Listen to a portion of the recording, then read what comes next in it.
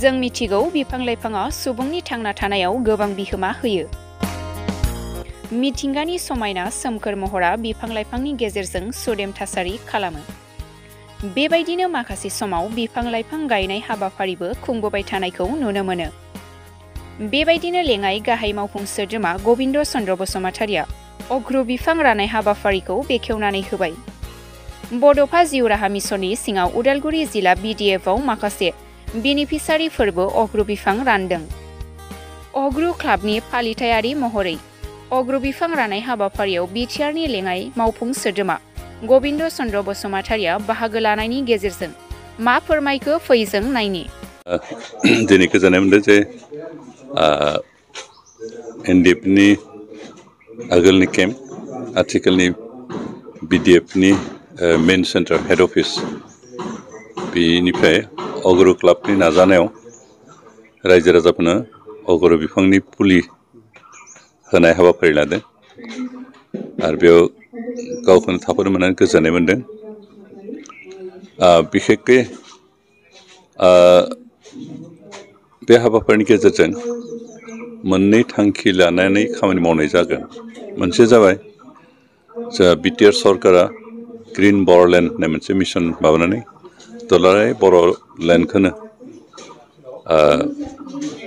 Green खालामनायनि मोनसे थांखि लादों आरो बेखौ ग्रिन खालामनायनि थांखिजों बुहुमनि जि आथिखालनि बोथोर बारहावा बेखौ मोजां खालामनानै थांना थानाय जिब जुनार बा मानसि थांना थानायनि उपजुक्त खालामनायनि मोनसे बेबायदि थांखि जाफुंहैगोन। मानोना आथिखालाव दुलाराय बुहुमावनो बिफां लाइफां गैयैखाय दैया रानलांनो हमदों, बोथोरा सोलाय सोल' जानो हमदों, जिब जुनारा थांना थानायनि मा बुंगोन उपजुक्त नङै बायदि जानाय फैबाय, दुंथाय बांबाय, दैबाना बायदिसिना जानायफ्राबो जेराव जाना बेयाव जानाय, जेराव जानांगौ बेबायदि जानाङि बायदिखौ नुदों।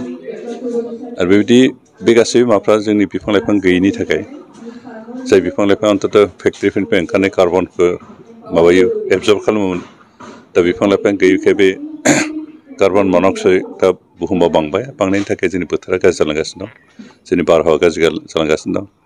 दा ग्रिन बर'लेण्ड मिसननि गेजेरजों जोंनि बिटिआर ओनसोलाव बिफां लाइफां गायनानै जोंनि बोथोरखौ सोलायहोनायनि मोनसे थांखि बेबो जाफुंगोन। लोगोसे अगरु बिफांनि जिथु रस, जिथु आथा, बे जोबोद बेसेन गोसा आरो बिनिफ्राय गोबां बेसेन गोसा बेसाद बानायनाय जायो। आरो बेबायदि अगरु डिस्ट्रिबिउसन होनायनि गेजेरजों जायफ्रा गायगोन, जायफ्रा जोथोन लागोन, बिथांमोना अन्तत' रांखान्थिनि बिथिङाव गोख्रों जाहैगोन। दा बेनिखायनो जोंनिया बे दिनैनि अग्रु फुलि राननायनि थांखियाबो मोननैयानो। मोनसेया जाबाय रायजो राजाफोरखौ रांखान्थि बिथिङाव गोख्रों खालामनाय, लोगोसे दुलाराय बर'लेण्डखौनो सोमखोर महर खालामनानै बिनि बारहावाखौ मोजां खालामनाय, जाहाथे जिब जुनार आरो मानसि थांना थानायाव सुबिदा जायो। बेबायदि मोननै थांखिजों मावफुंनानै थांखि लानानै दिनैनि बे हाबाफारिखौ लानाय जादों। दैबानानि जेंनाखौ लानानै बिटिआर सोरखारा माबायदि थांखि लादों?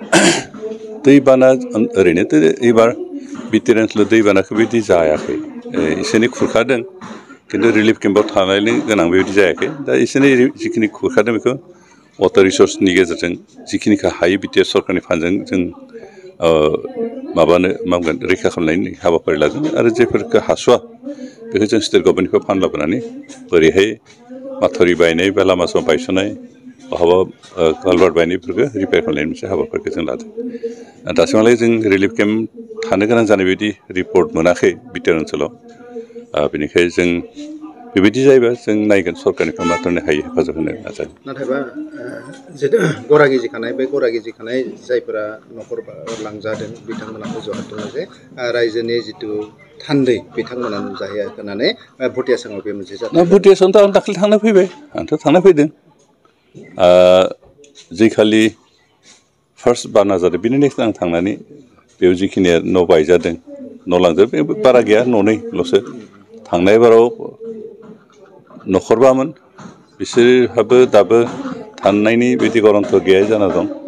ओमफ्राय एबार न'खरथामनि भितराव न'खरसेयाथ' बहा थांखो पात्ता गैया, न'खरसेया जेरावहाय गिसिखादों बे खाथियावनो दं, आरो न'खरसेया सोनाबथिं गुबुन आश्रय लाना दंहैयो बिथांमोनखौ जों खबर लादों ओमफ्राय बिथांमोनखौ मोनसे परामर्श होबोदोंमोन जे सरकारि हा अन्तत लकेल मानसिफोरखौ जायफोर अर्गेनाइजेसन दं लकेल बिथांमोनखौ सरकारि हा बहाबा दङबा नागिर अन्तत आधा बिगासो बा देर दुइ कथासो बिदि हा मोनोबा नागिरनानै दिहुन जों बेवहाय थांना मा बुंगोन न' लुना टेम्परारिबाबो न' लुना होनायनि बेबस्थाखौ खालामगोन होननानै बुंना गारबोदों दा बिथांमोना जायगा मोनदों मोनाखै बेखौ रिपर्ट मोनाखै जों नायहैयाखै खबर लायाखै होनबाबो गोरोन्थि जागोन आं निजेनो थांदों आरो नै दाखालि बावै मिनिस्टारानो फैबाय मिया ना दाखालि मिनिस्टार फैदोंमोन जों माबाया मा बुंगोन कार्लस बायदेव फैदोंमोन बिथाङा फैनानै नायना थांबाय बेनिखायनो थान्दै खबर लायाखै होननायबो गोरोन्थि दा बे समाव नुनो मोनदों